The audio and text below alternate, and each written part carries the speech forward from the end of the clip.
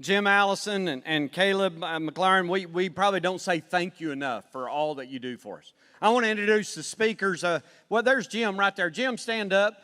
For those that hadn't seen you, right around the booth, and he'll be here when we wrap up as well. So thank you very much. When I want to introduce our next speakers, and I also, the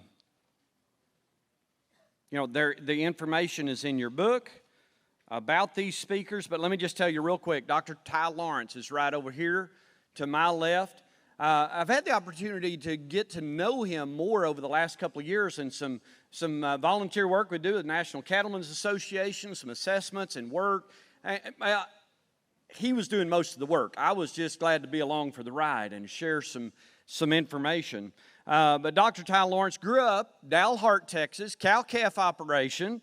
So a lot of, and got into the meat business. Worked for Smithfield for a short period of time, and has been at West Texas A&M doing amazing research with meat science. And if you have not visited West Texas A&M and their meats program, the whole program, I'm so impressed with West Texas A&M, Kevin Pond, and all the crew, David Luss, Ty Lawrence, what you're doing at West Texas A&M. Glad to see these students and what they're going to bring to us today. Also assisting him from Texas A&M, Agrilife, Dr. Dan Hale. Dan has been an icon, continues to be an icon in the Texas A&M system. And I've known Dan for years and years. I don't know a more kind gentleman that is glad to teach and share with people about the agricultural industry, and more especially about beef and the value of beef, the safety of beef, the benefits of beef, and now we're going to learn some about cutting beef. So with that, I'm not going to labor on with all the accolades. You can read those in your book about these outstanding speakers and scientists. Please welcome this crew on the stage.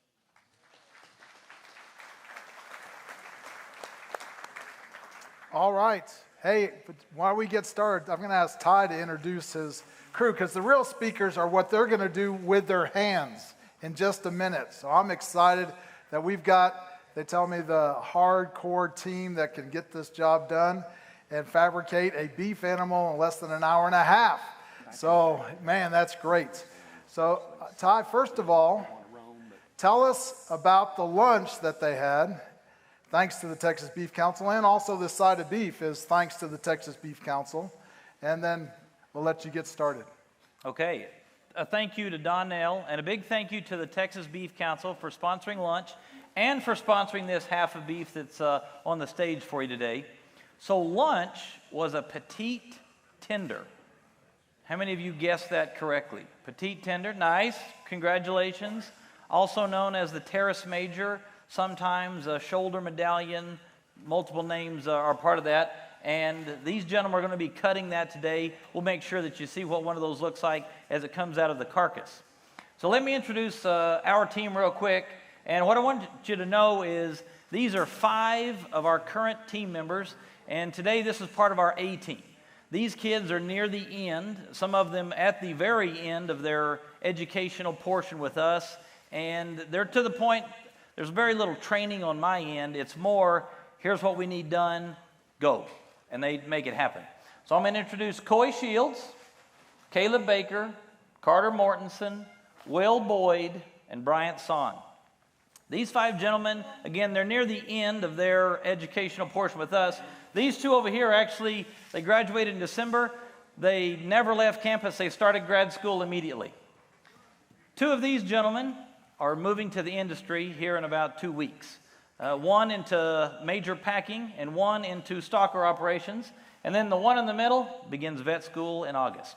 So these 5 kids, to put it lightly, are quote unquote pretty darn salty right now about the beef industry. And once we get started, they're going to fabricate this side of beef. This is the left side of a steer that I'm going to have a video of in just a moment, into all normal subprimals that a packer would cut into, waist, fat, trim, bone, and then 80-20 lean and 50-50 lean. And at the end of this, you're going to see all of those component pieces on these tables. So to begin, I'm going to move into the first slide and a video of the red Angus steer that we started with. Then this steer will move around a little bit as you see as they... I'm going to move into the first slide and a video of the red Angus steer that we started with. Then this steer will move around a little bit as you see as they took the video. And there was a feature presentation this morning with Andy and the Cavaness family. Let me tell you, I cannot say enough positive things about the Cavaness family. This steer was harvested in the Cavaness Meat Science and Innovation Center. The Cavaness family stepped forward when we needed a naming company to take charge of the meat lab and help us get it funded. And I am proud to be the holder of the Cavaness Davis Distinguished Chair in Meat Science. That family has done tremendous for the community, for education in the Texas Panhandle, and for the beef industry as a whole. And if they were here, I would tell that right to their face. Those people are absolutely fantastic. So I'll let you look at this steer. He didn't want to move around too much on the pen as we took the video. He was harvested the next morning. And as Donnell mentioned, we have an outstanding meat lab. Arguably the largest meat lab in the country, which probably means the world. The only one that would rival it is the newly built meat lab at the University of Wisconsin.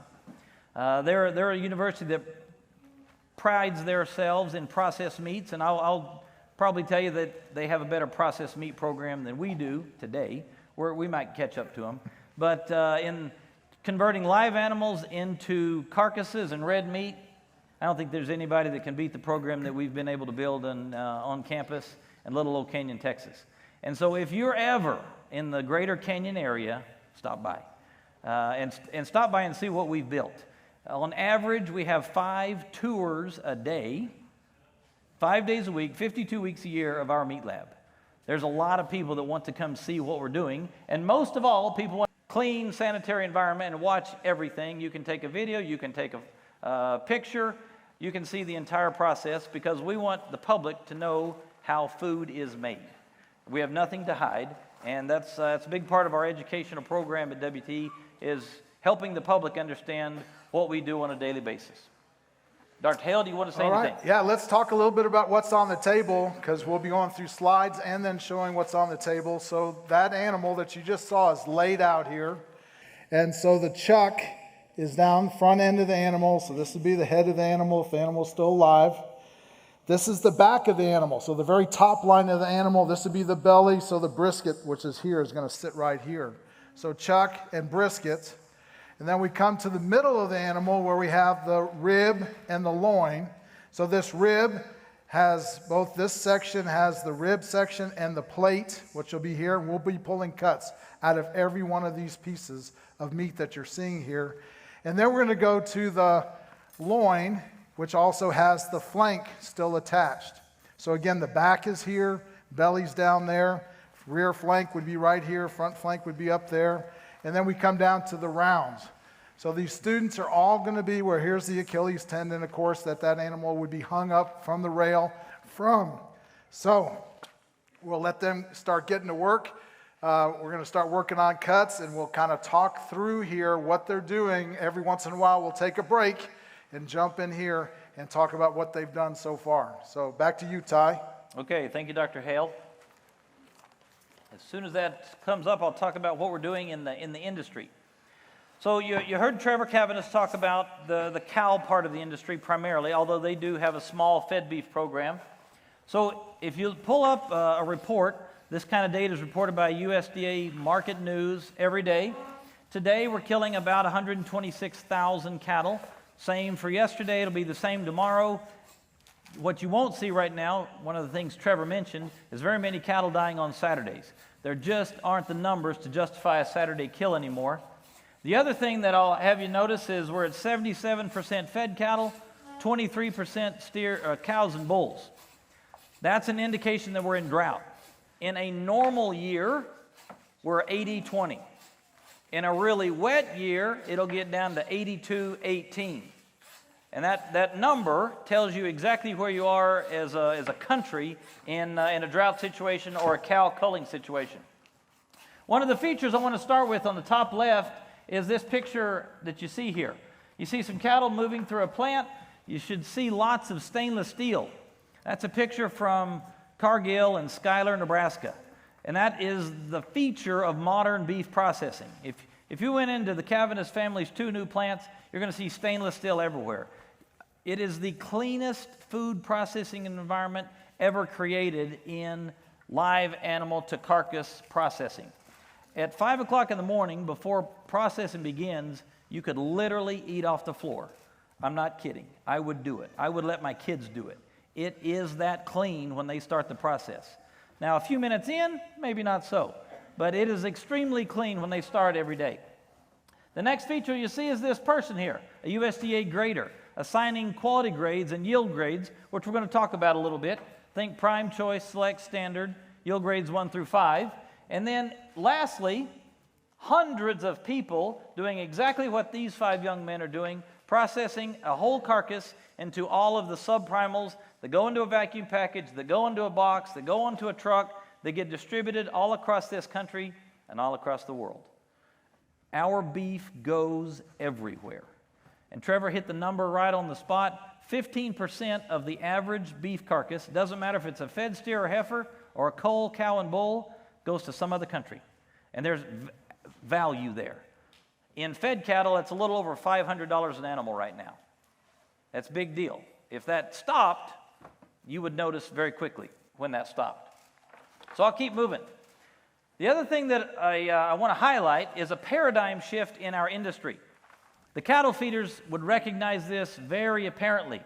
So in the past, we sold live animals, and you were really conscientious and focused on what is the live average daily gain of that animal in the feed yard, and what is its live feed conversion, and what is its live cost of gain, what is the live weight that I sold.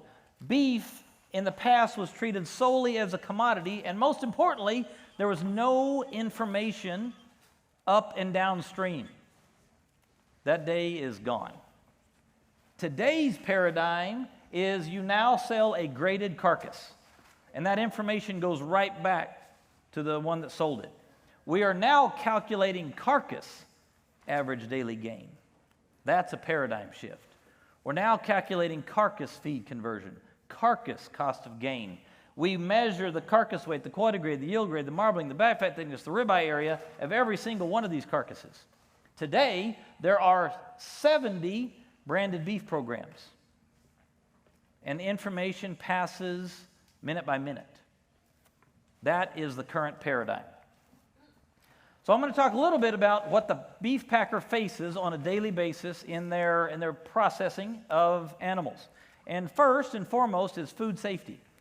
If Trevor was still here, he would tell you that his food safety budget, in as much as what he spends on food safety of the cow carcass, has increased somewhere between 100-fold and 1,000-fold since 1993. The late winter of 1993, we had what we call the Jack-in-the-Box incident. It was our first major E. coli outbreak. It occurred between November of 1993 and February of 1994. Approximately 700 people were ill, 4 died. And that led to an entire revolution in food safety. So I've got a chart here from the CDC about E. coli 0157H7. If you look on the very left, you see the single most dangerous thing to eat is vegetable crops, your salad. Most of you don't cook your salad before you eat it. You hope somebody washed it, but you don't really know. Your life is in somebody else's hands when you eat a questionable salad. Number 2 behind salad is beef. So we have unleashed a litany of products and processes to improve food safety.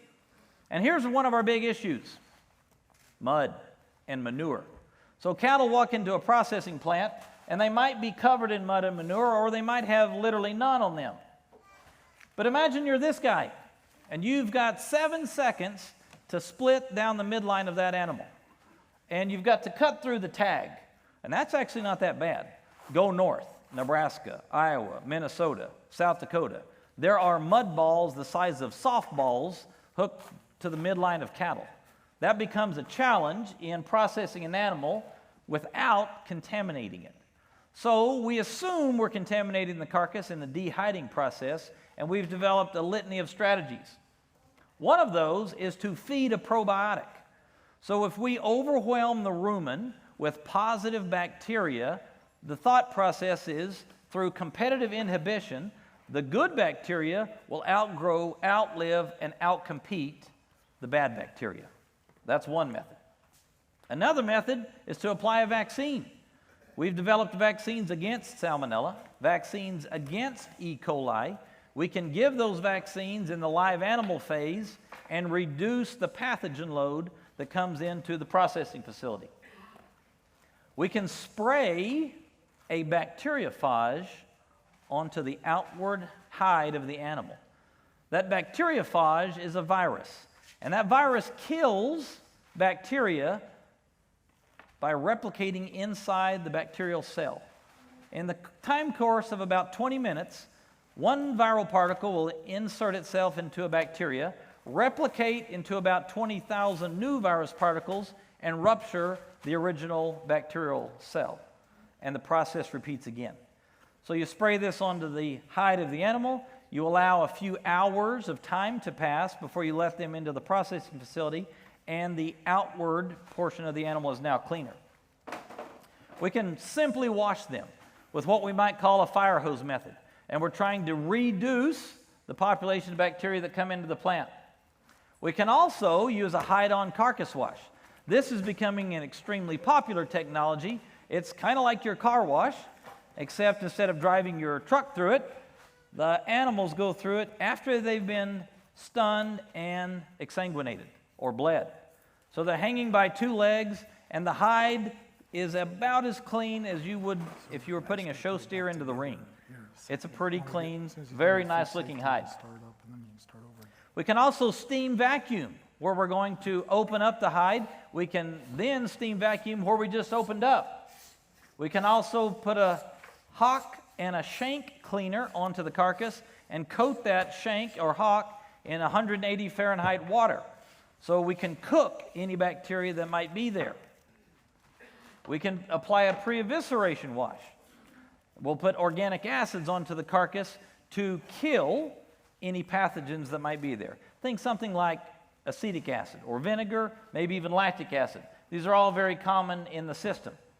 We can wash the carcass with a high-pressure water system as it leaves the kill floor, and we can steam pasteurize it, which means we're going to cook the approximate outside 1/16 of an inch and eliminate any bacteria that might be on the outside.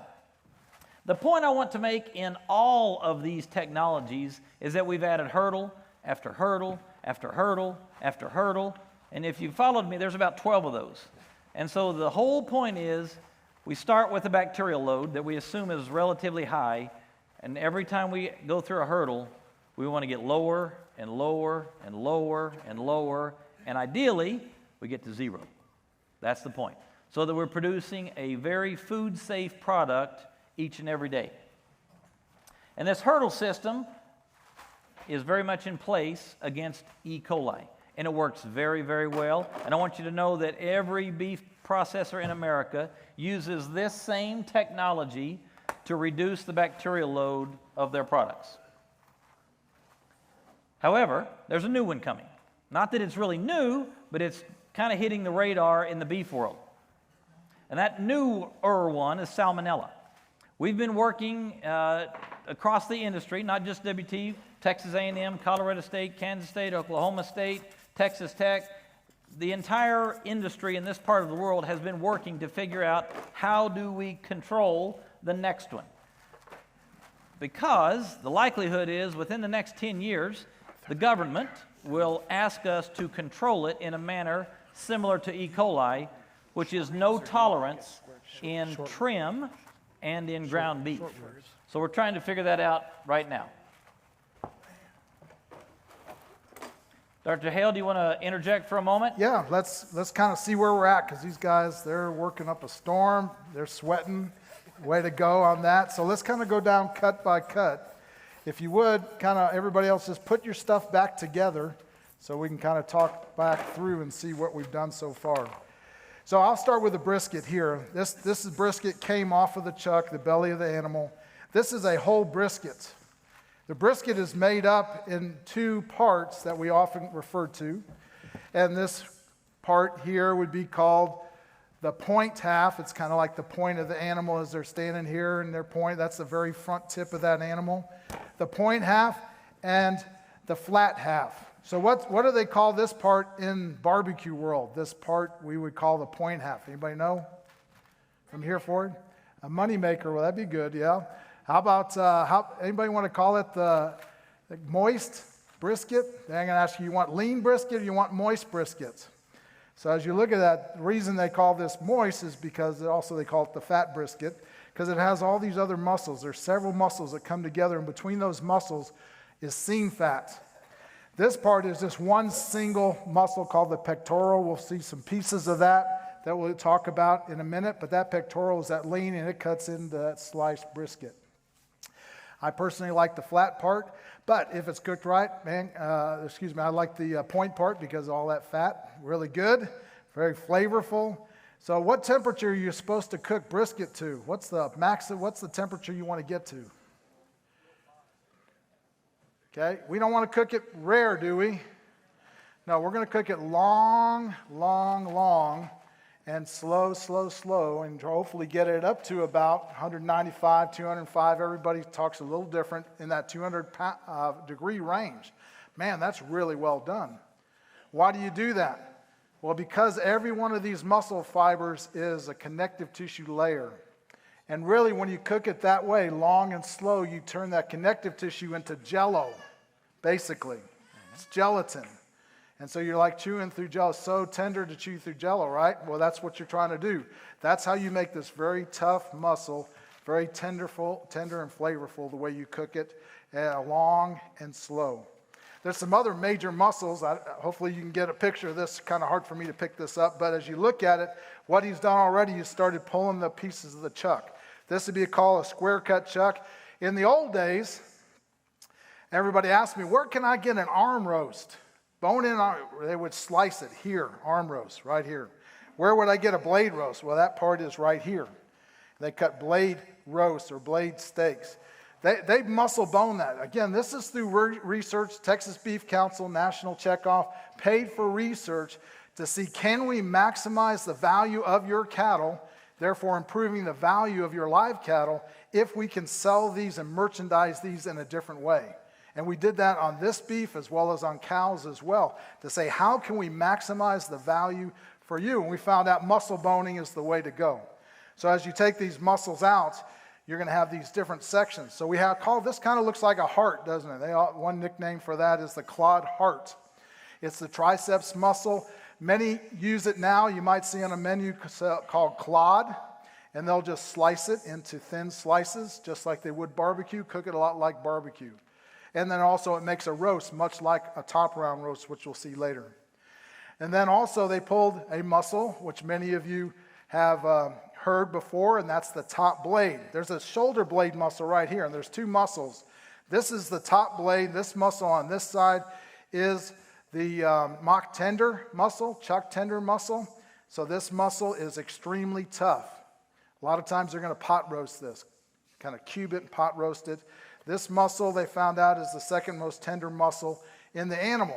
If you can see this layer right here, that's a layer of connective tissue that's right in the middle. And as you go further in, it gets bigger, thicker. And when you cook it, like you're supposed to cook it, it kind of just turns into a piece of grizzle. And so what I'm going to ask, I think Coy to do, he's going to butterfly this out and pull flat iron steaks out of it to make it more tender. There's quite a bit of work that has to go into that, and that's part of the value. Is that a value? Well, right now, it's hard to even find flat irons in a grocery store because they're being taken up at the food service.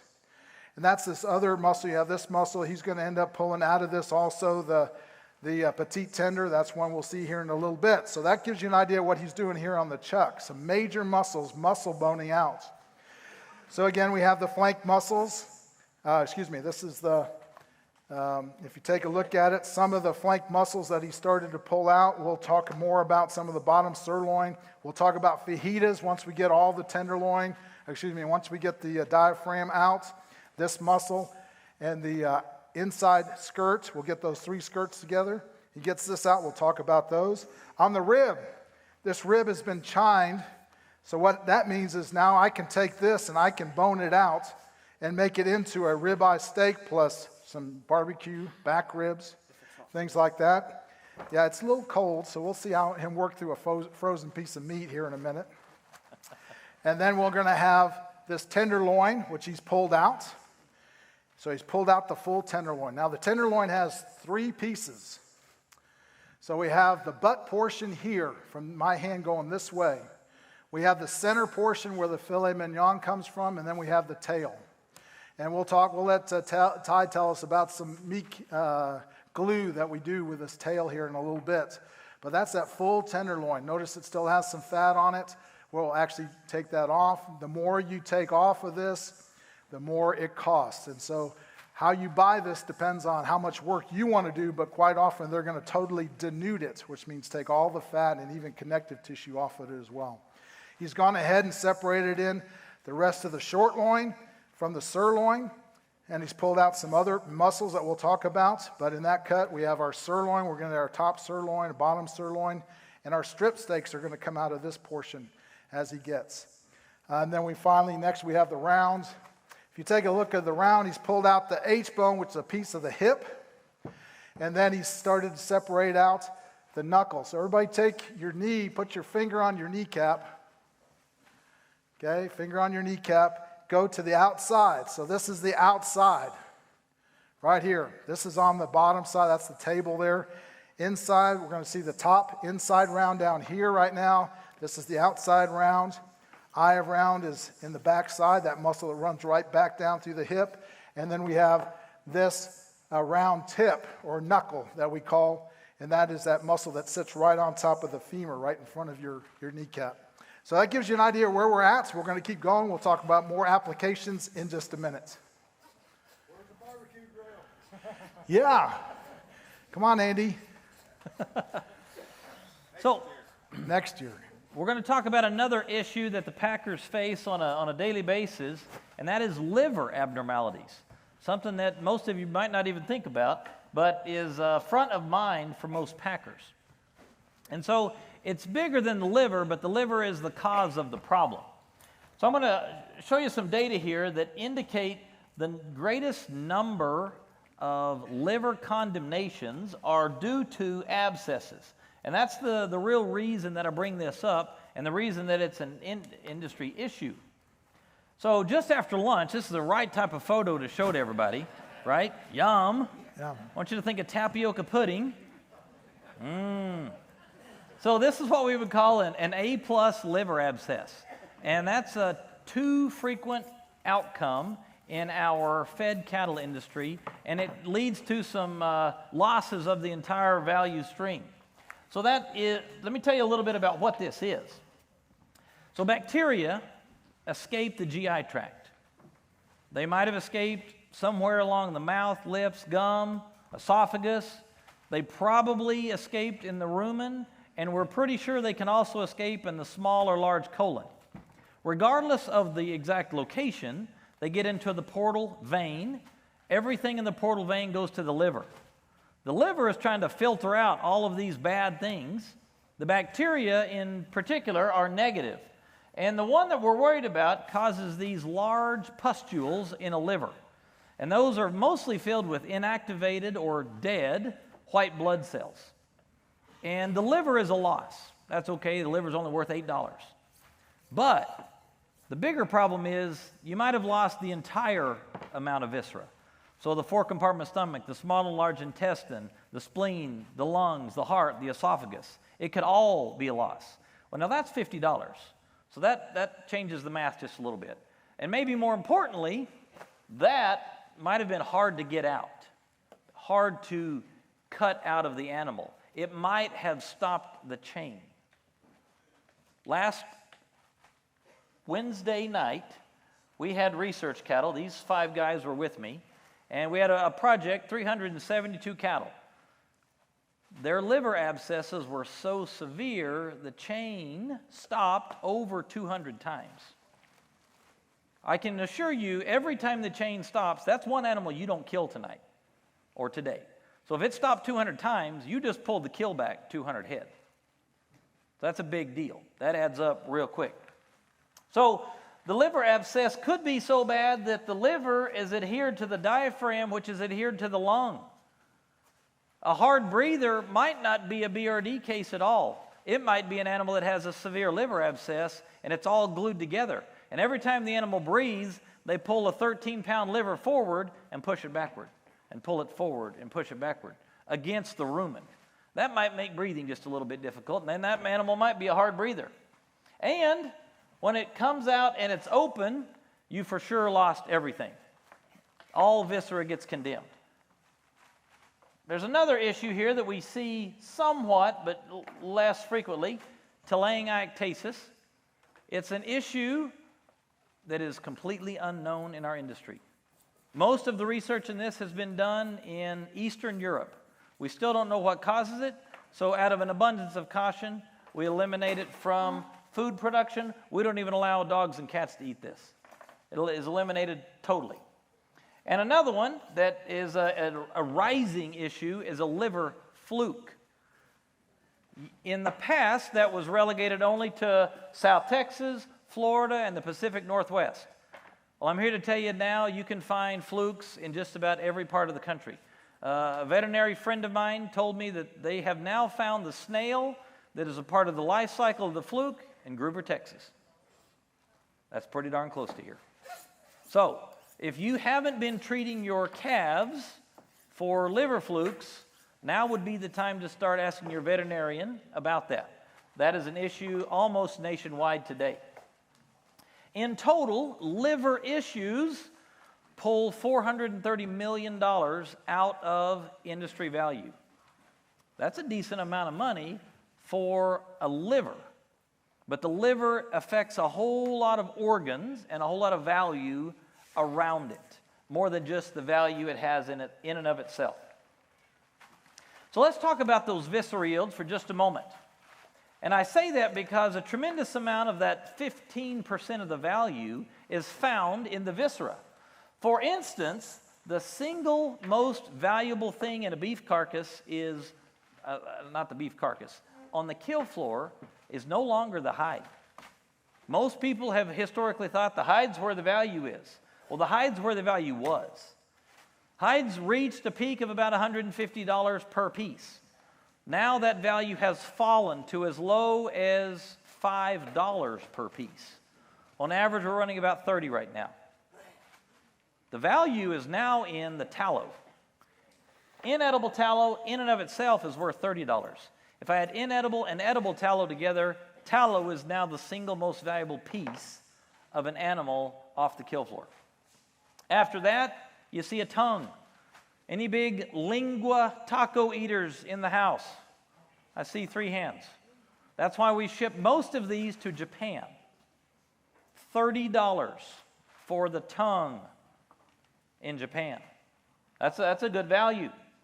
The hide is now $30 raw and salted off the animal. If you happen to have a blue chrome tanning facility, you can increase its value to about $55 a piece, primarily by preserving its life. That raw salted hide needs to be processed relatively quickly. The blue chrome hide has a shelf life 6 months or longer. There's value in the meat and bone meal shown on the top left, and there's value in this product here on the bottom right. Rumen tripe. $16 per head for the rumen compartment of the 4-compartment stomach. Other value is shown here. Top left, I've got tallow foot cream. That's part of the edible tallow value. $11 in that.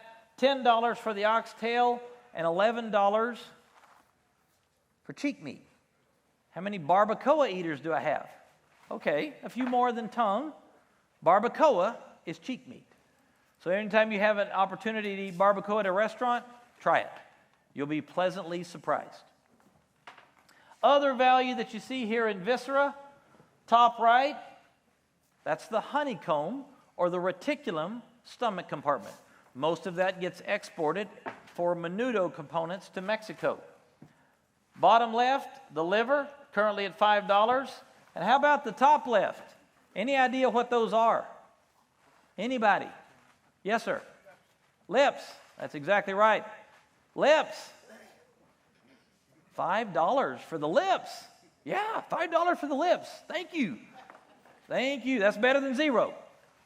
And if you're killing 126,000 cattle a day, 5 times 126 is a whole lot better than 0 times 126. I'll guarantee you. Okay, $5 for the heart. You might not be a big heart eater.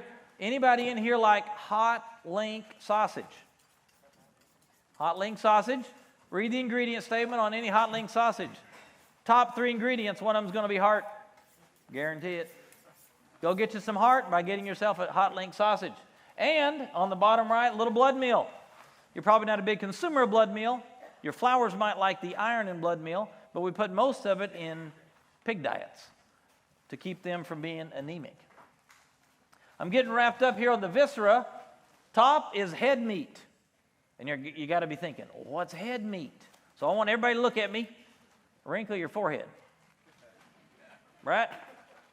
So if I could do that, that means I have a muscle there to do that.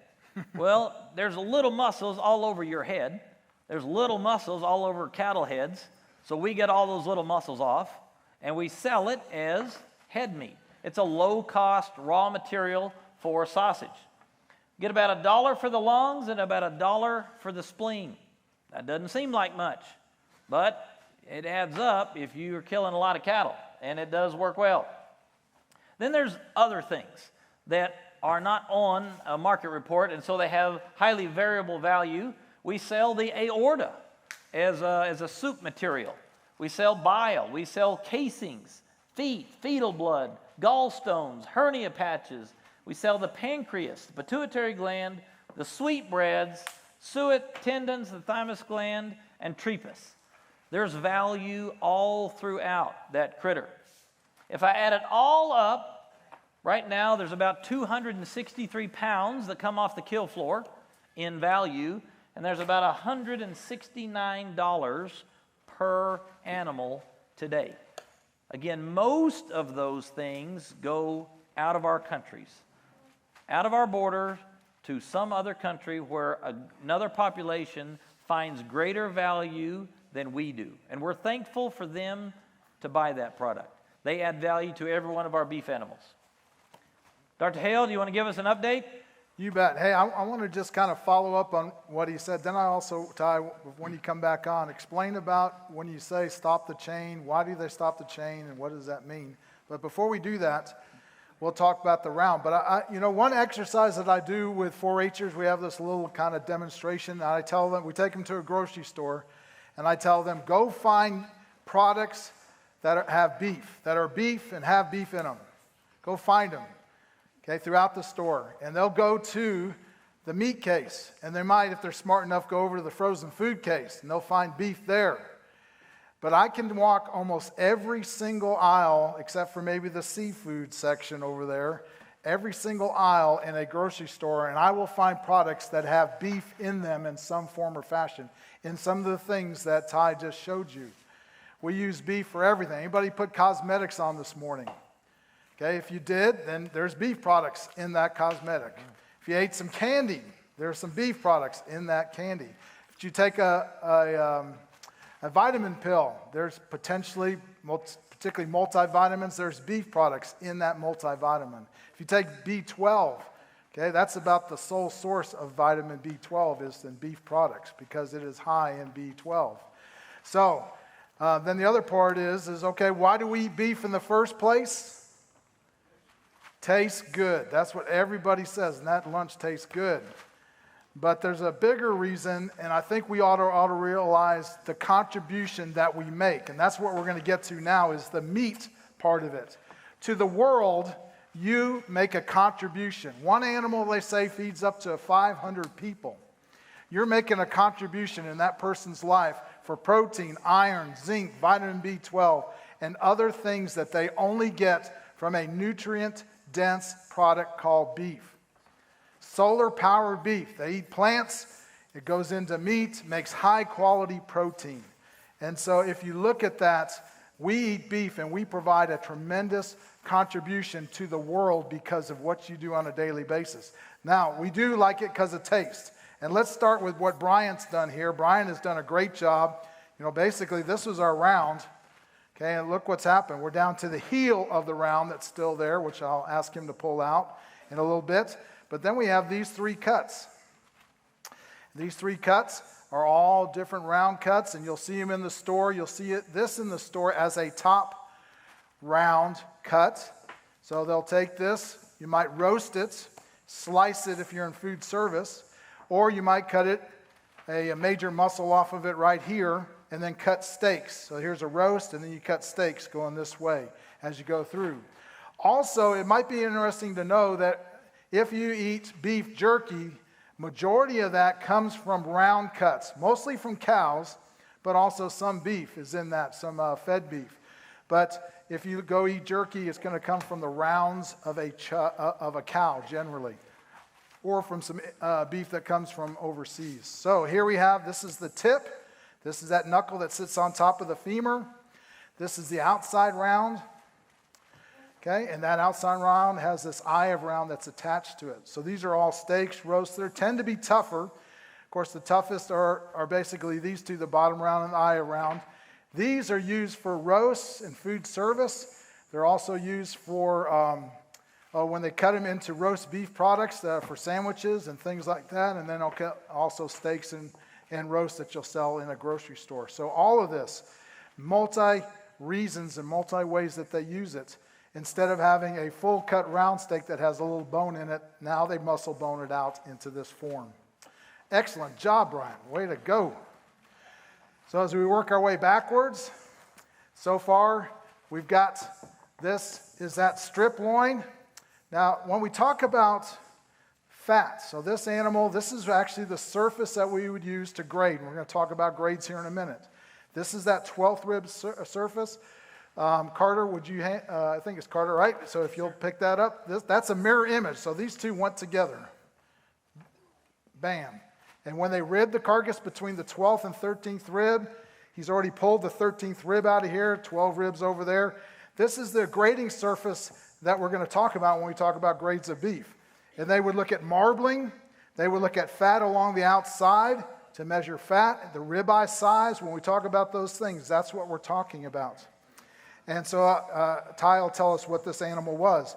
But look at the fats there. And then you turn it around, there's fat in other places.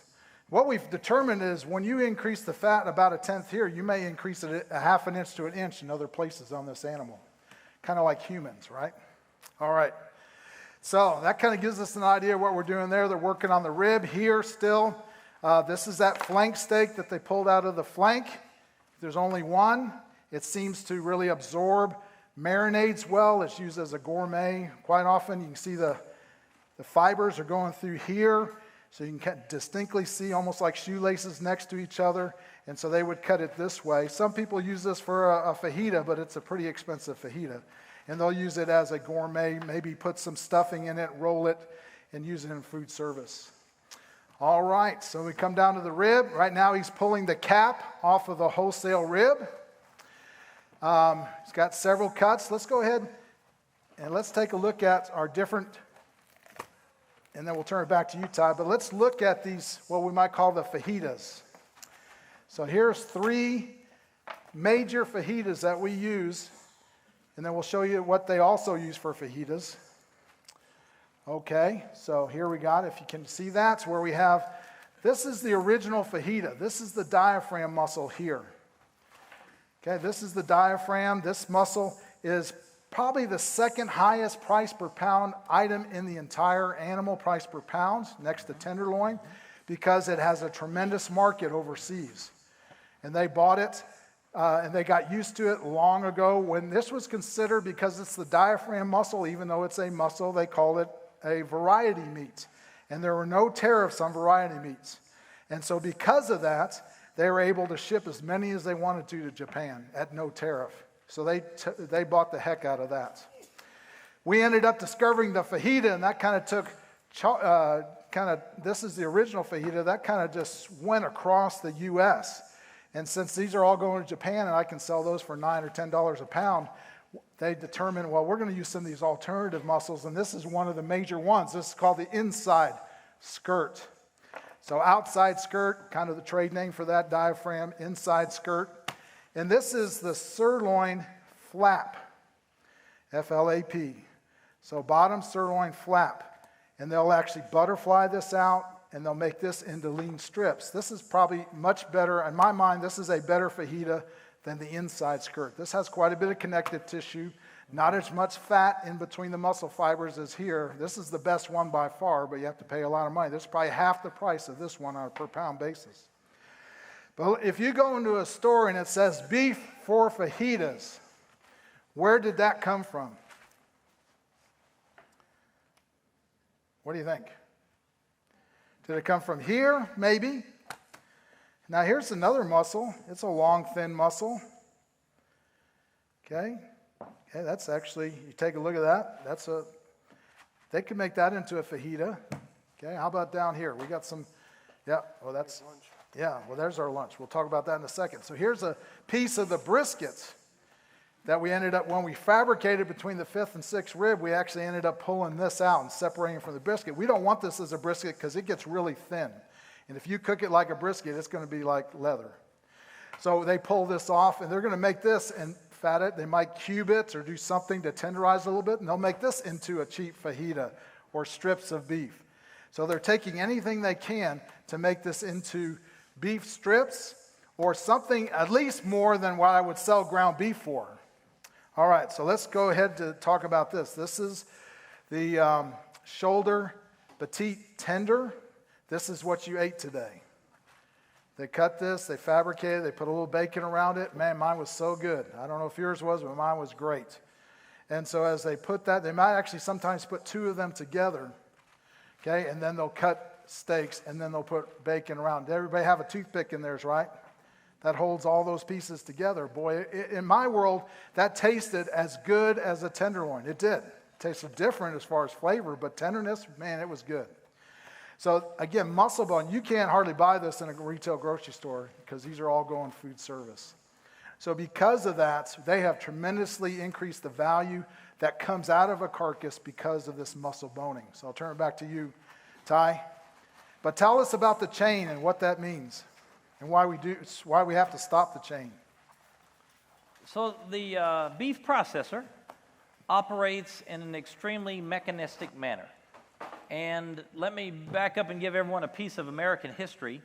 So a little more than 100 years ago, about 120 years ago, in fact, Henry Ford was trying to figure out, how do I build cars, trucks, Model Ts in an efficient manner? He didn't figure that out on his own. He actually went to a slaughterhouse in Chicago and stayed there for a few days and watched them dismantle cattle in a very mechanistic manner, and he said, I'm going to do that backwards.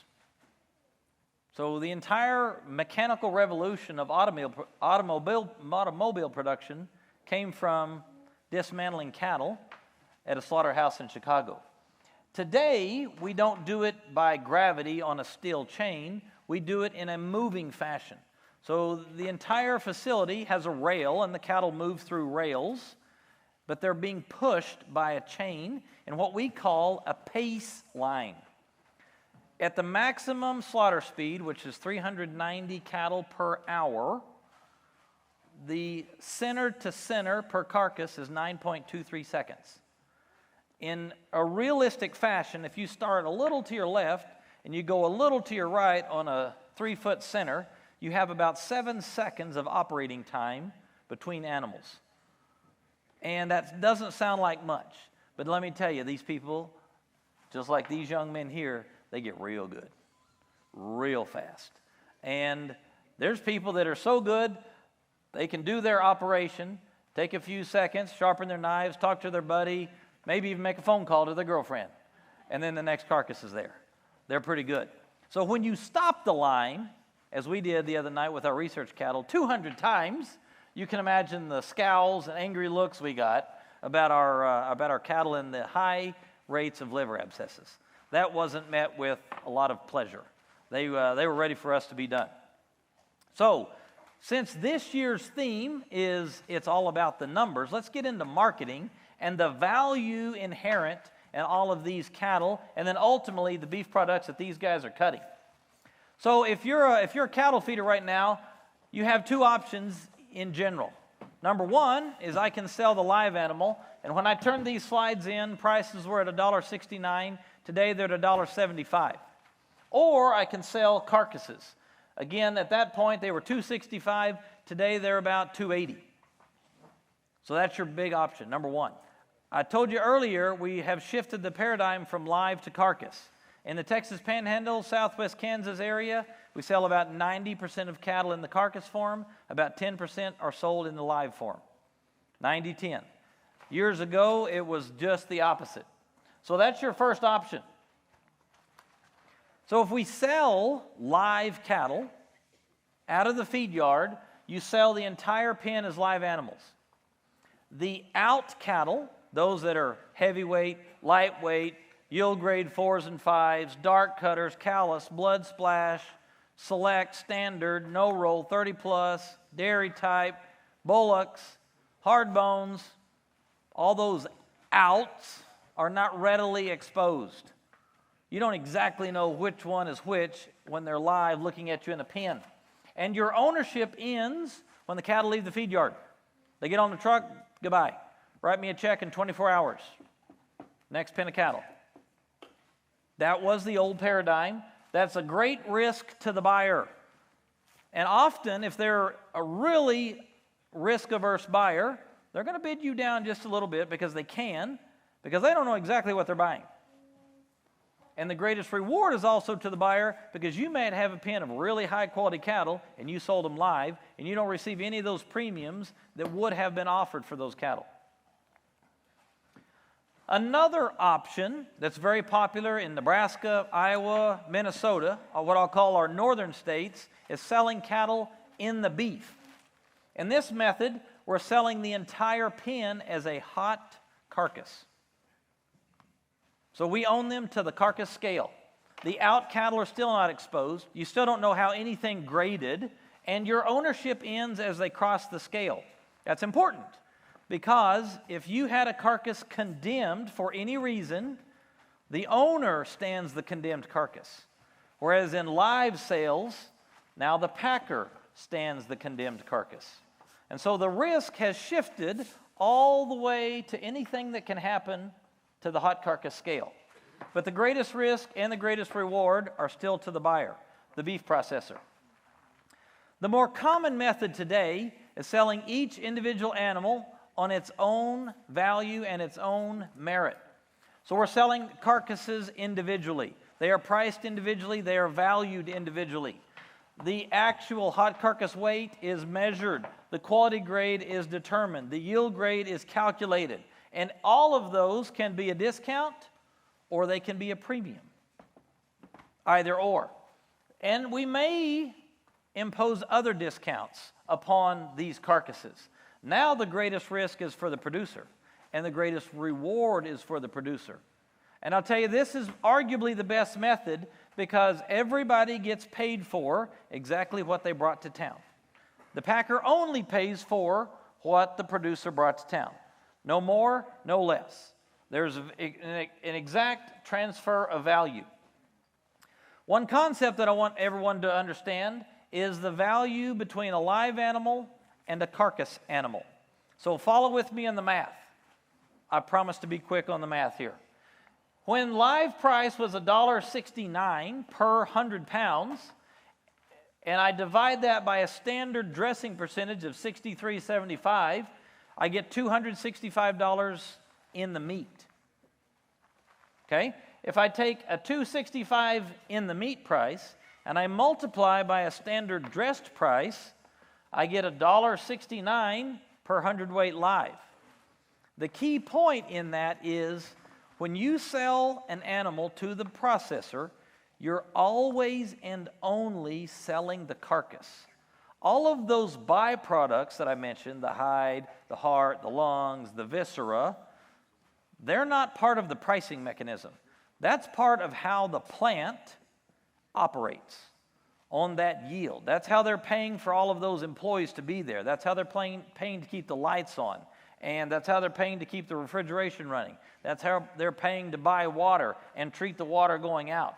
So the fixed cost of running it and the variable costs of labor are primarily paid for through the offal and byproduct yields from the kill floor. So you're only selling the carcass, and the packer retains that drop credit. Take a look and absorb that graph for a moment. That's a historical chart going back to 1984 in November. Statistically, that's a linear line. Every year, cattle get what? Bigger. Bigger. We add 5 pounds to a carcass, and I lopped it off at 5. It's technically 5.3 pounds that we add every year to every steer and every heifer. And the heifers are technically gaining ground on the steers. They're getting bigger faster than the steers are. Cattle continue to get bigger and bigger and bigger. And there's no end in sight, at least in the near future, for the carcass to turn around. And that's because, as every one of you would know, everybody in the system, from the cow-calf producer to the beef processor, is paid on weight. So if you're paid by the weight, the math says make them bigger every year. And the packer knows this math extremely well. The cattle need to weigh more this year than they did last year. The cattle need to weigh more next year than they did this year. That's how you dilute your costs. You bring more pounds through the plant because the speed limit's set at 390. We can't go any faster than that. So, Carter, will you hold up the rib roll for just a second, and then I'm going to turn it over to Dr. Hale to talk about piece cutting. And here's why this gets important. So that's a 13.5-inch ribeye, arguably average and maybe even on the slightly small side by today's standards. However, as cattle get bigger and bigger and bigger and add 5 pounds a year, that ribeye is growing. And we're getting to a point where when you order, Andy, a 12-ounce ribeye, that used to be an inch thick. Well, maybe now it's 5/8 of an inch thick. And in some cattle, it's 3/8 of an inch thick. And in a couple of cattle, it's a 1/4 inch thick. And next thing you know, you're eating fajita meat. But you ordered a ribeye. So the industry has come up with innovative cutting methods, both for the ribeye and for the strip loin, because the day is coming, and or Dr. Hale might tell me the day's here, you don't need to get the whole strip steak. Maybe you only need half of the strip steak. And I want you to know that we've been doing this for decades in the sirloin. You don't get the whole sirloin face. Hold that up for us, Will, please. The sirloin, you don't get all of it. You get a piece of it. You might get 1/4, 1/5. You might get 1/7 of the sirloin in some big cattle. And you don't complain when you get a sirloin steak that you didn't get the whole face. You don't even know that you didn't get the whole face. The day's coming when we cut a ribeye into pieces. The day's already here when we cut a strip loin into pieces. And as cattle get bigger, that is a reality of our industry. Dr. Hale, I'm going to turn it over to you for a moment.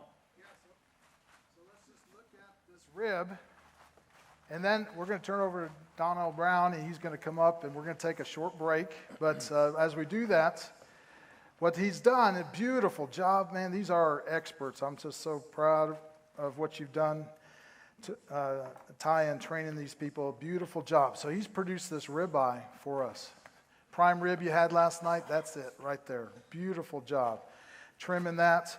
So that's the major cut out of here, but there's some other cuts that now have occurred. One is these back ribs. So these back ribs we're going to use from barbecue. Now there's several places. We have chuck ribs, we have back ribs, and we have plate short ribs. All barbecue. This is probably the lowest price per pound of the group. But right now, barbecue has just taken off. And so we have changed our cutting styles to help match some of that. We changed changing how we cut just a little bit. And by doing that, we might increase the value of an animal by, let's say, 50 cents. This one side, just by moving a cut to get more of the barbecue cuts out. We're able to make 50 more cents. Is that a big deal? Well, there's two sides. That's $1 per animal. I'm going to harvest 5,000 today. That's $5,000 today. And then you multiply that times 320 days out of the year that they're going to work. That's a lot of money. So he just saved me 50 cents and by a certain cut. And guess what? He also saved me $1.5 million right there. That shows you the value of what we do and the efficiency of this. So as we look at these cuts, then also in addition to that, when we do muscle bone this out, they can say, okay, what are we going to do with this? Well, we're going to take this and cut these muscles out and make them into less expensive fajitas, because they're long, lean muscles. Any long, lean muscle I can take, I'm going to make into something and try to make it more valuable. I'm going to add maybe 50 cents just by pulling this out. There's some inefficiencies because there's some fat that's there. But if I look at it when it pencils out, I'm going to make more money by pulling this muscle out and making it into anything that we might do for strips of beef. So it gives you an idea. So we're going to turn it over to Donald. Now, hey, you know what the next thing we're going to do?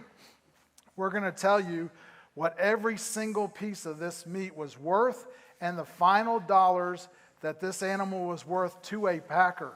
So the grand finale as we go through here is we're going to tell you, we've already talked about the live animal, talked about carcass and now fabrication. Now we're going to get down to the nitty-gritty and look at the numbers as to where the value is in this animal and what is the overall value when you separate it out like we're doing now. So back to you, Donald. Dr. Dan Hale, thank you. Hey, so it's intermission time is really what it's about, because this takes a lot of time to show you all of this stuff. How many of you are seeing something new today, right up here? Isn't this good stuff? So we're going to we noticed some people crying, and we didn't think it was an emotional cry, but maybe time to get rid of some iced tea. So we're going to take a 10-minute break. Please come back as soon as you can. This is a 10-minute intermission. We'll come back up and finish up. Let's give them a big hand for right now, please. Thank you very much. Intermission is concluded. We're going to let these guys jump back in, talk more about the value of these cuts and what the beef checkoff is able to do from a research standpoint and what they do to help promote beef to American consumers. A lot of times we as producers don't get to see all of this that they do because they're not trying to sell beef to us. We eat all the beef pretty much we can eat. They're working their tails off to promote beef to people that can buy more. And that's why we don't see a lot of the things that they do, but I am so excited to hear what they've got to say as they finish up. With that, Dr. Hale, I'm going to turn it back to you and Ty. All right. Hey, we've things look a little different, right? Well, they've finished their work and they've laid things out. I'm going to turn it to Ty because he's going to talk a little bit more about, because we're going to tell you what the quality grade and yield grade, those things impact the total value of this animal. So why don't you go through a little bit of that before we actually get into the nitty-gritty on the table. Yes, sir. So if we can get back to the presentation, I'm going to wrap up how this value works in the carcass form, and then we're going to give you a handout and talk about everything that you see on the table in brief. So real quickly, was back to that weight issue. There's a par weight, and then above and below that are discounts. I want you to realize that the discounts are much greater for the light carcass than they are for the heavy carcass. That's because of economies of scale. If you have persons at Cavaness that start at $21 an hour, and you bring them a 500-pound carcass, that costs you a whole lot more than if you put a 1,000-pound carcass in front of them. That's why the packer math every year says next year's cattle need to weigh more than this year, and so on and so forth. I want to take you back to the beginning of our quality grading, which is really what sets beef apart from all other proteins. Take a look at this picture that you see on the left and the verbiage that you see on the right. That picture is from our initial USDA beef grading standards published in 1923. Dr. Hale, do you notice the tail that is dressed on that animal just like you would a show steer? That was by design. Food safety was a myth in 1923, and we put the tail on the carcass to illustrate its value as a prime carcass. Things have changed a little bit. Now we actually rib the carcass and look at the marbling between the 12th and 13th rib. So I've got those values for you right here.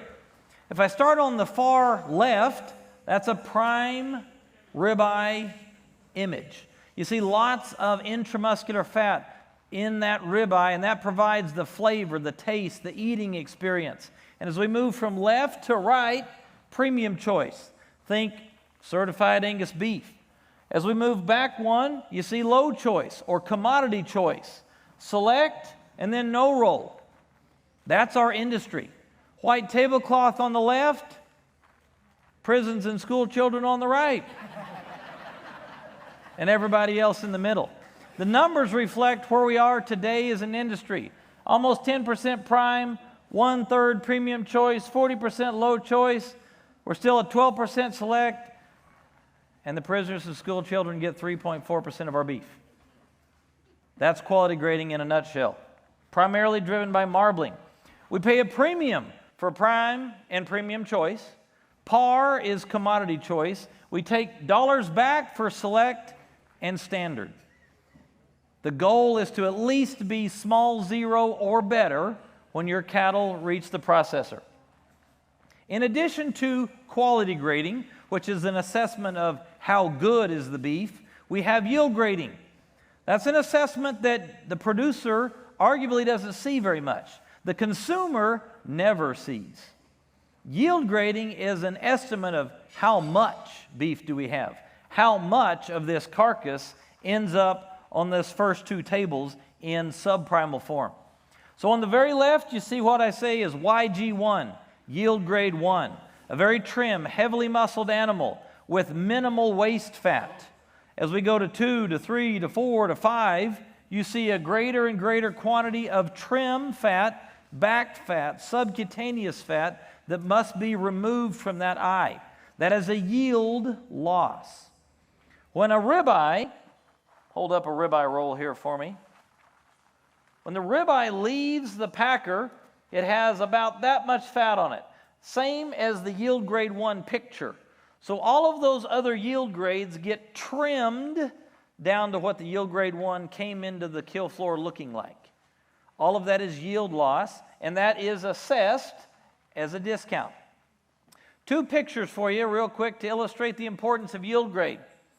In this black-nosed Charolais, well, what we would call a smoky animal, you see a relatively trim animal through the round, through the porterhouse region, through the ribeye region, and a decent amount of fat through the chuck. This animal was 66% lean, 18% fat, and 16% bone. However, if I had a yield grade 5 animal up there, look how wasty that animal is through every one of the regions of the carcass. That critter was in fact 1% more fat than it was lean. Extremely wasty, extreme trim quantities that would be on that far table down there. And therefore, we discount for that. We actually give a premium for yield grades 1 and 2. Yield grade 3 is considered par, and we take premiums away in the form of discounts for a 4 and a 5. That's a disincentive, a financial disincentive to not bring an excessively fat animal to harvest. Then we have a whole host of discounts that I want to review real quick. The first of those is an outcome of the cow that stole Christmas. Do you remember that event? December 23rd, 2003. Red letter day in our beef industry.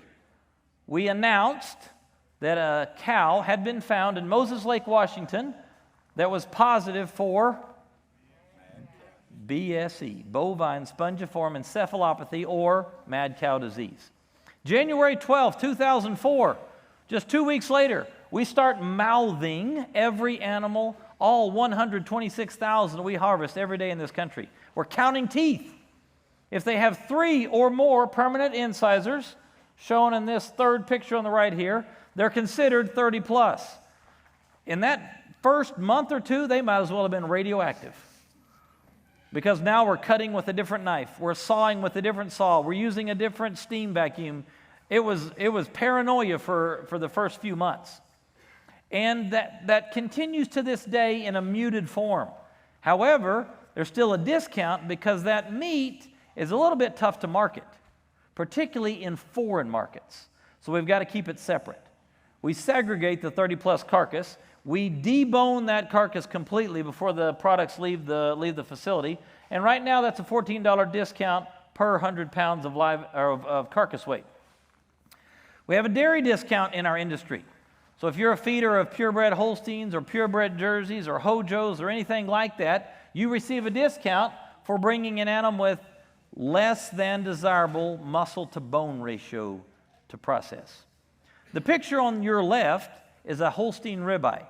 The picture on your right is a beef-type ribeye. The images are pretty telling. Muscle-to-bone ratio is a big deal.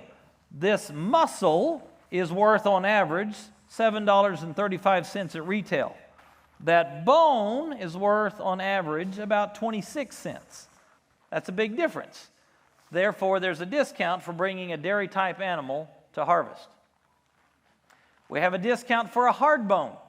A hard bone is an animal that is advanced in its physiology. Think an old cow. Think an old bull. Most of the animals that you send to Cavaness would qualify as hard bones. Some of those animals exist in the fed beef population, and they take a pretty steep discount. You'll notice in yellow I have heifers, particularly heiferettes, and late-cut bulls are at risk. I won't get into the physiology of that, but it has all to do with the hormone estrogen. A dark cutter, if you've ever heard of one, is also a steep discount because of the difficulty in marketing that steak on the left. If you're at the retail counter, you don't see those steaks. You only see steaks that are bright cherry red, represented by the one on the right. So if and when that occurs, that animal has to be marketed differently. By and large, the processor will remove the middle meats, the strip loin, the ribeye, the sirloin, and the tenderloin, and they're going to sell the rest of the carcass, the chuck, the round, the flank, the brisket, and the plate, into the ground beef stream. They'll blend it down. Dilution is the solution to pollution, and nobody will ever know that they bought some hamburger that had a little bit of dark cutting characteristics. The middle meats go primarily to small, one-off mom-and-pop restaurants where they're buying what they know they're getting, which is a dark cutter, and they cook the steak and you never see it, Andy. You think, that was the juiciest steak I've ever had in life. And if you've ever thought to yourself, wow, that is the juiciest steak I've ever had in life, odds are it was a dark cutter. Again, I won't get into the cool biochemistry, but dark cutting animals retain their moisture extremely well through the carcass phase and through the cooking process. We have a discount for blood splash. That's an animal that experienced trauma right at the moment of death, and its capillary ruptured, and we have these blood spots in it. Not a food safety issue, but it's a visual appearance issue, and most consumers, if they see that, are going to shy away from it because they don't know what it is. We might have a callus. That's an injury. Now, this one happened right at the ribeye. That's actually the picture of a ribeye. But realize that happens all throughout the carcass. And I want to take a moment here to remind everyone in the audience, remember your BQA every time you handle animals. Be cautious, be gentle, be slow. Don't hit the animal, don't bump it with your pickup, don't run over it, because those injuries all show up all throughout the carcass looking just like that. Might be in the round, might be in the shoulder, might be in the ribeye. That's a discount. That's a loss to the entire industry because of an injury that occurred prior in life. We also have premiums. There's a premium for an all-natural product. On average right now, it's about $33. And all-natural means a whole different host of things. What I want you to think about is the devil's in the details. And let me explain. The label on the far right is from Harris Ranch, and they follow the legal labeling, which says products containing no added ingredients, no salt, no phosphate, no nitrate, nothing, and are not more than minimally processed. So you did no more than grind it or cut it into a whole muscle product. So the legal label definition is technically okay in that most all products qualify for all natural. The one in the middle is a National Beef Nature Well label. That is a not in the last 120 days label. So in the last 120 days, the animal didn't receive an antibiotic. Think Draxxin, for instance, for BRD. And in the last 120 days, it did not receive a growth-promoting hormone. Well, that's okay because there are now multiple products on the market that will last 200 days. So the devil's in the details, right? And then on the far left, this is a National Beef label for Nature Source. That is a never-ever program. So never in the life of the animal did it receive an antibiotic or growth-promoting hormone. All three fall under the natural category. So what I want to say to you is, if any of these fit your program, seek them out. Find a label and a process and a program that works for what you're doing to maximize the value of your cattle. In addition, NHTC programs also exist. They carry about a $22 premium. In reality, that premium is just covering the lost value due to the slower growth. And it's not honestly a premium above giving an implant. So you got to be sure you do the math on this one and actually make sure that you're adding value to your system, not just transferring value from one point to another. In general, that's the summation of carcass traits that are looked at in the value-based system. Much more complicated than selling in the beef, much more complicated than selling live, but that's the paradigm, that's the shift, and that's the future of our industry. So I champion everybody in the room to learn more downstream.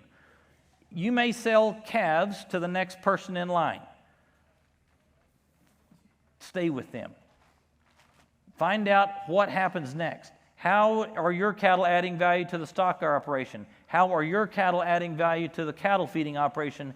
How are your cattle adding value to the beef processor and the beef system as a whole? Get a little bit outside your segment or get a lot outside your segment. The future is in being able to understand more than just your little world. Understand as much as you possibly can about the entire system and add value everywhere you are able to. Okay, I'm going to talk a little bit real quick about what we see right here. Dr. Hale mentioned all of these primal cuts. The boys have cut every one of these things. We've got a chuck, we had a rib, we had a loin, we have a round, a brisket, a shank, a plate, and a flank. We cut all of these, and these guys did a great job. Help me real quick, give them a round of applause, please.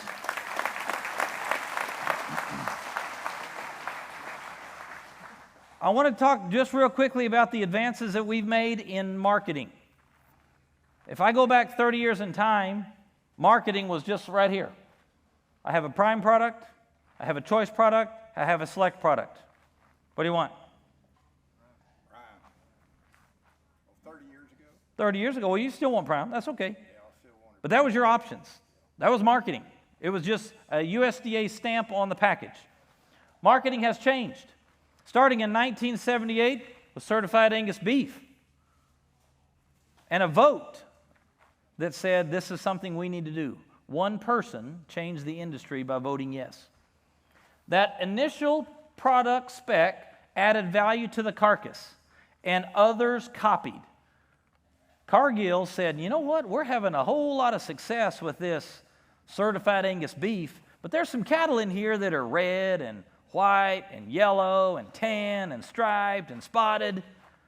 We're going to add our own program. We're going to call it Sterling Silver. And we're going to sell products almost as valuable as certified Angus beef. And they did. And then Cargill, after their success, prompted Tyson to say, hey, you see what Cargill's doing? We're doing good with certified Angus beef, But we've got all these red and white and black and brown and spotted cattle that aren't fitting this spec. We're going to do the same thing Cargill did. We're going to call ours Chairman's Reserve. And it worked. And then JBS said, hey, look at Tyson and Cargill. They've added all this value and all these cattle that weren't CAB. We're going to do the same thing. We're going to call it 1855. And they did. And it worked. And so now, for what was 1 and then 4 is now approximately 70 branded beef programs. Very highly recognizable, some highly regional, some recognizable the world around. All of these have added value to every one of your cattle, regardless of their hair coat color. Support these. More recently, we've gotten into criteria marketing. In the top left, 100% Angus beef franks. How many of you in here have a black hair coat color cow? Several. All of your black hair coat color cows go to a processor. They might go to Cavaness. I'll guarantee a Cavaness puts a tag on them if they're black that says Black Angus. And that trim goes in a combo that says Black Angus. And the people that buy hot dog trim are buying Black Angus. And that sells really, really well all across the world. Black Angus brings a nice premium at the supermarket. If it's an ultra lean product, I can put the AHA symbol on it. That also sells really, really well to people that have been told by their doctor, you need to go on a heart-conscious diet, but they really like the taste of beef. That stuff sells really well. In the lower right here, you see Hebrew National, 97% fat-free franks. That was a product harvested by someone of the Jewish faith.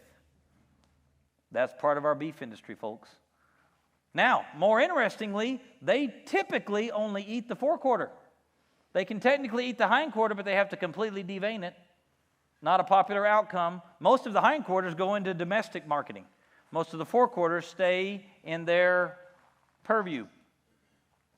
We've already talked about all-natural beef. We've already talked about NHTC. We have a very small grass-fed program. I do want you to know that in 2016, USDA pulled the plug on validating grass-finished programs. They was so hard to regulate, they said no more. So technically, all fed beef could get a grass-fed label today. So buyer beware on a product that says grass-finished or grass-fed. And the last thing I'll talk about in marketing here is value-added beef. We're in a microwave society, right? Microwave society, all of these products are microwavable. I'm hungry, I've been in meetings all day, or I've been working cattle, and I want a good meal. You can grab any one of these, 2 minutes or less in the microwave, and you've got a really good beef meal. These products keep getting developed all the time, and society keeps buying your product every day. And don't be distraught that they put it in the microwave. Be glad somebody developed this, and there's a few more pounds of beef that somebody in this world had a good eating experience from. It's okay if they wanted to microwave it. It's okay because that's more beef out of our pastures, out of the feedlots, off this table, and into the stomachs of our buyer. And that's a good thing. I'm going to end with this. Currently, the average live weight of an animal is about 1,448 pounds. I told you the market's $1.75, so we're about $2,500 on average for the carcass going to slaughter. 936 pounds of carcass weight. Byproducts are $169 per animal, and we're producing not quite 74 million pounds of beef a day, which sounds like a lot, but that's not even a quarter pounder per American per day. And when you factor in the proportion that we send to other countries, it's 85% of that you actually get to eat. I want to advance to the video. I'll mention our export markets here. that 15%, gentlemen, let me grab these handouts behind you, and I'm going to ask you 5, if you will, to take your rubber gloves off and pass those out to everyone in the audience. We thank those folks for our export markets. We're pushing a little more than $1 million of exports out, pardon me, not 1 million, 1 billion out every month. And these are our top 5 customers. Japan has long been our number 1 client. They're now number 2 behind South Korea. Hong Kong and China have bumped up to number 2. Japan's been pushed to 3. Mexico and Canada have stayed 4 and 5. $12 billion added to this industry solely because of exports, and it's growing. So every time you have an opportunity to discuss tariffs and trade negotiations, those are important conversations. We need to have as much value as possible in the foreign market to keep adding value to our beef system. I'm going to give you one last video here, and then I'm going to ask Dr. Hale and the young men that helped us to come up and talk about these. The handout that you're receiving right now is the absolute value of that critter. On Monday of this week, these 5 young men fabricated that carcass. They fabricated the right side on Monday into its value. You'll see that on the handout that you're getting. Each of the individual cuts on this table are provided with their box beef wholesale value on Monday's market. The weight of the product, the value of the product, you'll see the value per primal, the total value of the animal, the value of the 80s, the value of the 50s, the value of the bone, and the value of the waste fat. You'll also at the bottom notice what was the value of the live animal, what's the value if it's sold on its carcass merit, and what's the value if you're the beef processor. And those are real numbers, folks. No fluff. I didn't lowball it. I didn't highball it. That's the math to the penny.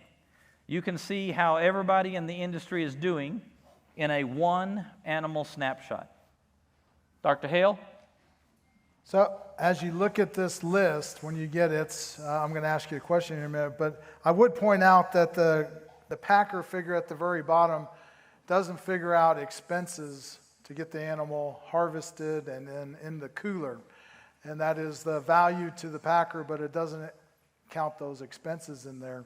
So as you look at that sheet, as you look at this beef, what do you think the number one thing, the number one weight item, weight-wise, that came out of this carcass? What do you think the number one is? So I heard loin. Fajita meat. Chuck roll. If you look at weight, so look at weight. The number one item out of that animal is right in front of me. Ground beef trimming. How much is that, ground beef trimming?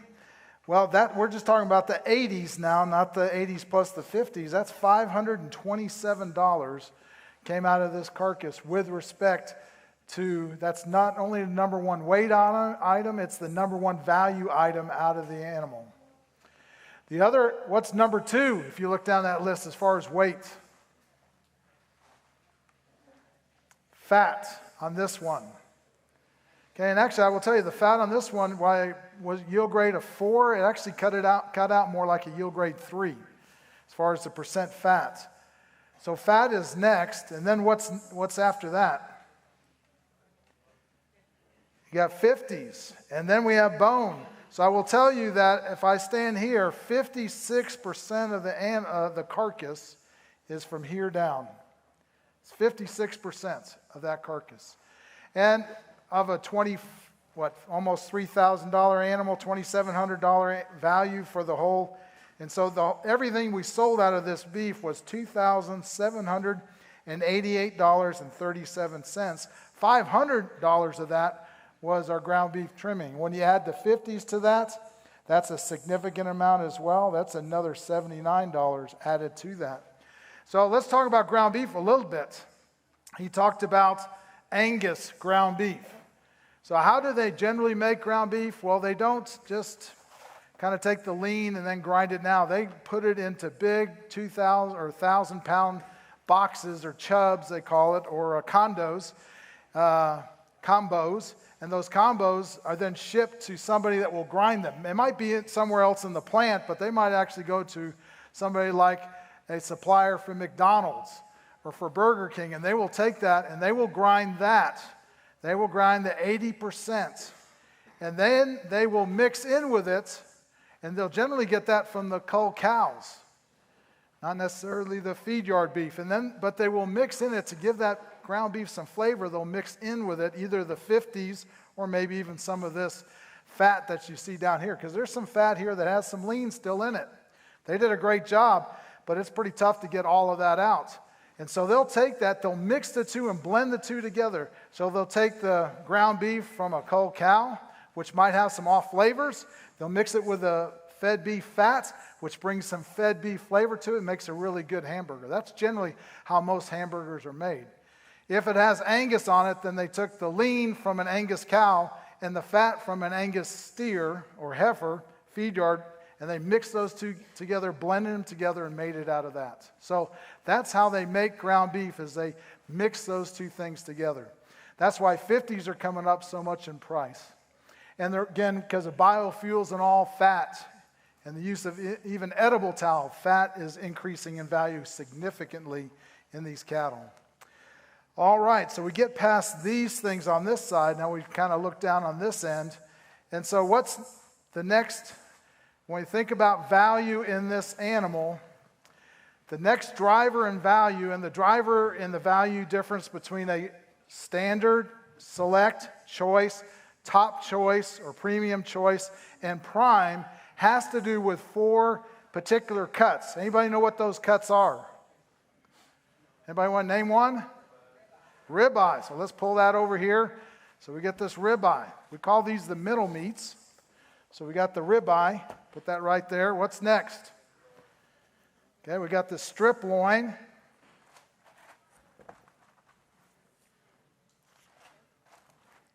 What else? Tenderloin. Way to go.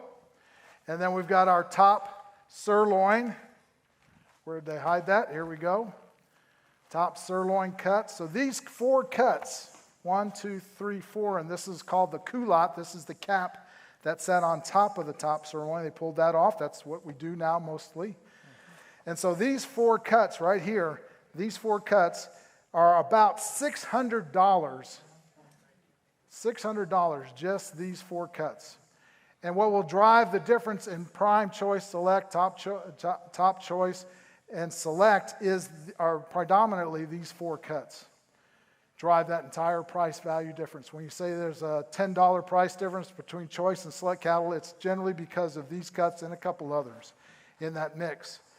So what's the most valuable cut that came out of this animal once we get past the ground beef? What's the next most valuable as you look down that list?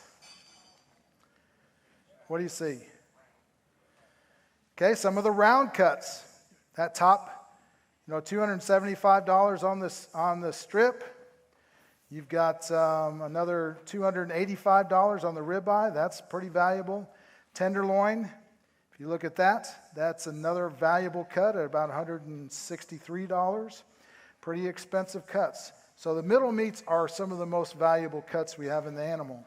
Do you want to talk Chuck, going cut by cut?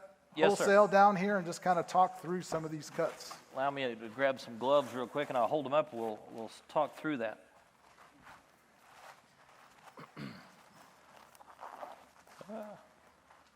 Put that on backwards. Not good. So as we start at the front of the animal and work our way to the rear, we've got a whole host of subprimals that will go out of the carcass and all across the country. Dr. Hale already mentioned the brisket. So the front chest part of the animal. We've got the shoulder clod. This is commonly marketed as a roast, could be marketed as steaks, but these they have a little more bite to them than most people would prefer. That's why this is typically marketed as a roast cut. He discussed briefly the flat iron, and then Coy cut that flat iron into 6 beautiful fillets here.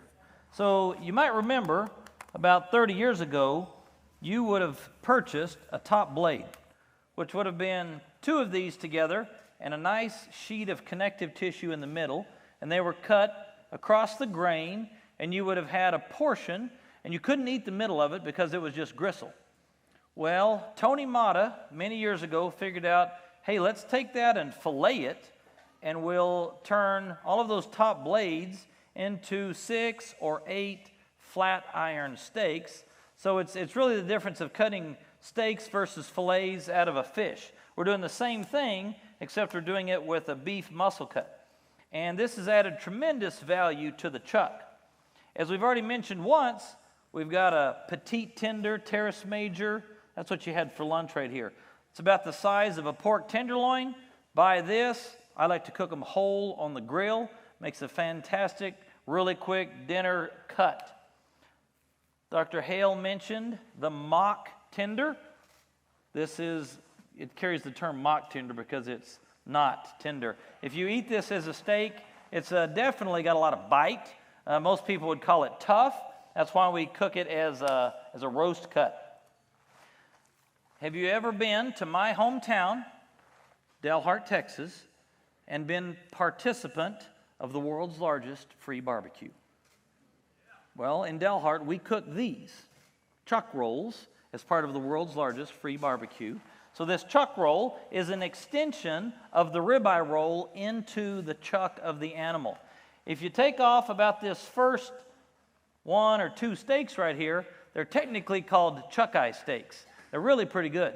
Some retailers market them as Delmonico steaks or club steaks. So that first steak right here is a good steak. Again, a chuck eye steak off of that cut right there. One I want to discuss real quickly here is right here, the Denver cut. You can buy this as a boxed beef product. The packer calls it the chuck flap. This Denver cut is part of the musculature of the animal right next to the rib cage, and this makes a decent steak, but maybe more importantly, and a better marketing opportunity, is to market this like a brisket. If you take this chuck flap and cook it like a brisket, you will be delightfully surprised at the eating experience, and I would highly recommend that you try that. Yeah, and this, again, is part of Texas, the Beef Council National Checkoff. They paid researchers to figure out how can we increase the value. If we can increase the value of some of these cuts that are the lower value cuts like the chuck, and we can add 50 cents to that, that adds tremendous amount of value to the entire beef animal. And that's one of the cuts. The Denver cut is one that they've kind of done marketing with consumers and determined that it was definitely a viable cut to use in food service and in retail. Dr. Hale mentioned the middle meats here, sirloin, ribeye, strip, and tenderloin. And he also mentioned the culotte. We would also call this a picana.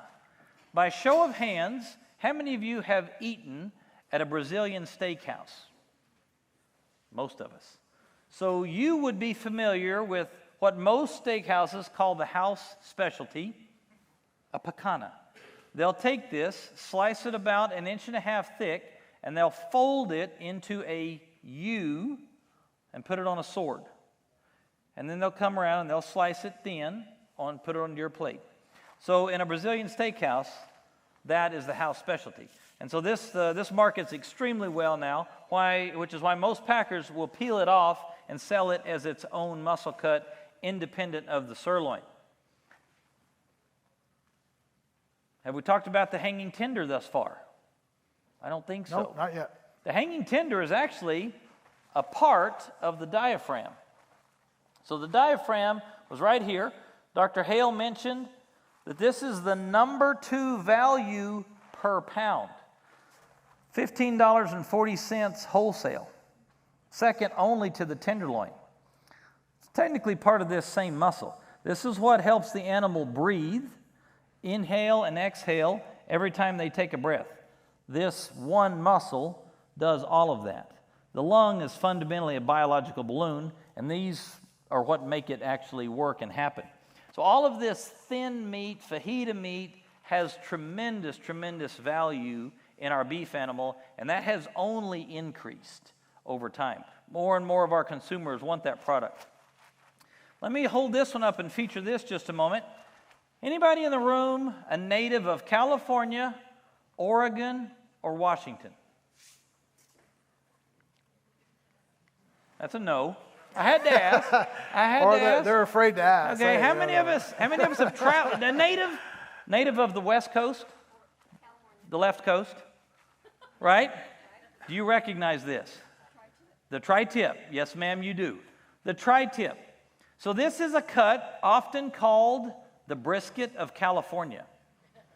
Most of you have probably not had much of this. Some of you have never had this because we ship 90% of all of these primarily to California, second to Oregon and Washington. This is a left coast cut. They eat this by the droves, and we're happy to ship it to them. It is a great muscle. It cooks extremely well, and it's kind of like a brisket, but maybe 1/3 of the size. If you have an opportunity to try it, yes, do so. It's my favorite cut. Every Sunday morning, I put that in the oven. Just put it on 350. I know it's too quick, but I got to get it ready so I can eat it when I get home from church. And it is just one of the best cuts I've had. So to wrap up, then we've got these final cuts here. This is the round. Inside round, outside round, eye of round, knuckle, and heel. And individually, they're not worth that much per pound, particularly when compared to the middle meats, but their mass makes up for it. And in certain conditions, these are actually worth more when the carcass is select than they are when it's choice. In fact, that happens most of the year. So just imagine for a moment that you're a manufacturer of deli meats, Andy. Do you like a good roast beef sandwich? So if you're the manufacturer of deli meats, you would actually pay a premium for select inside round and outside round and eye of round over a choice product because lean deli meat is a premium over fatty deli meats. To the point that prime round cuts are marked down and sold as choice because they're too fatty for those markets. There's fundamentally not a market for prime round cuts. So it's not as simple as you think, in which a choice carcass is always worth more than a select one. That's true most of the time, but when you get to the individual cuts, that could absolutely be false. There's a whole bunch of cuts in the carcass that are actually worth more as select because they're sought after for their leanness traits. Just kind of to recap on the strip one, he mentioned that people are looking at different ways to even fabricate a whole muscle like this. I was in Texas Roadhouse the other day, and I saw a 6-ounce strip steak. And all they did is they cut a steak and they cut it in half. So a 12-ounce strip steak cut in half. Hey, if that's all they want to pay for, again, it's a lower, they're looking at price points. The price point for certain families, particularly if I have a child who wants something other than a sirloin, they're going to buy that 6-ounce. They're going to be happy. I'm going to give them beef. I'm going to be happy. It's going to be great. The other thing is, just like on this cut, they've looked at this now, and they've actually determined that there's a muscle here. There's the ribeye muscle right there. This is the spinalis dorsi. Dr. Sable, my boss, calls it meat candy. He thinks it's the best cut of meat in the bunch. And now you'll see them actually pulling these apart. And this is the ribeye, and they'll call this the ribeye cap. And it's really, really good. And I've seen that sold at some restaurants as well, where you can buy that. So they're always looking for different ways to fabricate beef cuts. So to wrap up here, one of the things I want to reiterate, I'm going to ask the team to pull that spinalis off, because there was a gentleman in the audience that asked me, how would you make a ribeye smaller? And that's one of the ways we're going to do it. I'm going to ask the gentleman to take that spinalis off and reiterate the value that's found here. So do you remember when we talked about byproducts, there was a mention of meat and bone meal? All of this becomes meat and bone meal. And that's its best value today. Those of us in the audience that are a little bit on the older side, I'll put myself in that camp, remember film cameras. These guys probably don't have a clue what I'm talking about when I say film cameras. But you actually had a film, boys, and you rolled it, and it was on this long string of roll, and it actually was made of gelatin. The raw material for that gelatin was all of these bones. Well, as we've gone to the iPhone and the Samsung and the digital camera, there is no need for film gelatin anymore. So all of this is fundamentally best valued as meat and bone meal today. Likewise, Dr. Hale mentioned biodiesel. In the past, a lot of this went back into animal feed production. However, with our current biofuel policy, its greatest use is currently in biofuels. Most all fat, whether it's beef or any other species, goes into the biofuel industry today, and we're making biodiesel out of all of these products. So there's value found everywhere.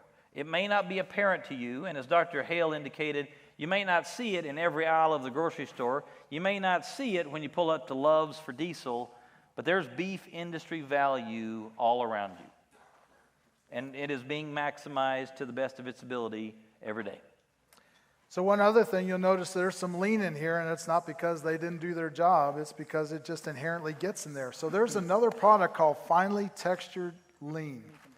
And what somebody discovered is I can stick this in a vat and spin it really quickly in a centrifuge, warm it up just a little bit, and the lean will go one direction and the fat will go another direction when I do that.